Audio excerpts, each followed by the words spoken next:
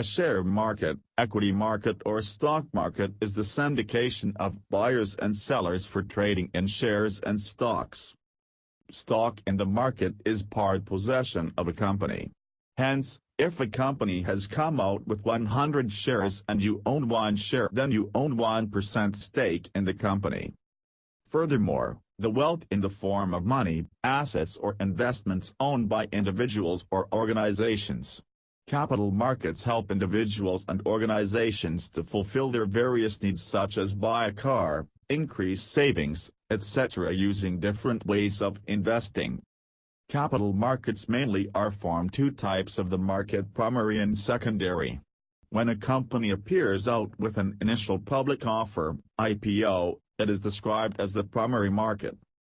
The usual objective of an IPO is to appear on the list of stock in the share market. If the share gets listed, it begins trading in the secondary market. Buying and selling shares are primarily like buying and selling any other commodity. Presently, all trading occurs in computer terminals at the broker's workplace or on the internet. You would not be confusing about the share market and the stock market. Both is one and the same thing.